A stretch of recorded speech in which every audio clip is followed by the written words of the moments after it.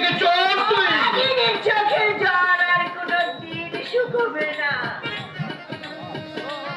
আমি আমি তো অভিশাপ দেবো না। তুমি যেখানে যেভাবেই থাকো না কেন,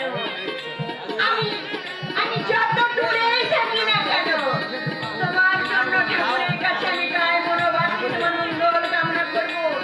আমি দুঃখ পাই, আমি কষ্ট পাই, আমি শেষ হয়ে যাই, তাতে আমার কোনো দুঃখ নেই।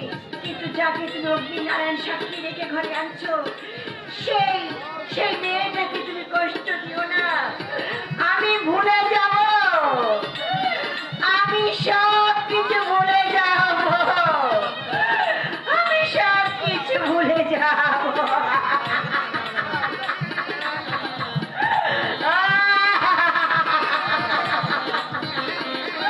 তুমি ভালো থেকো, সুস্থ থেকো। এটা আমি ঠাকুরের কাছে প্রার্থনা করি।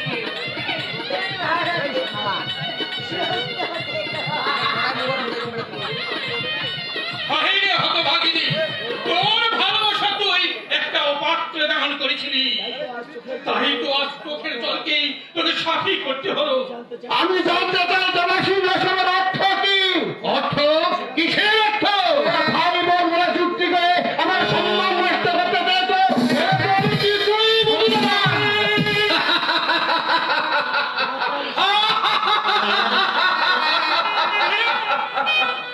তোমার দলের সম্মান পাবে, কিন্তু জানতে পারে কি পুষ্কর বাবু, সত্যি কি তুমি সম্মান পাবার উপযুক্ত?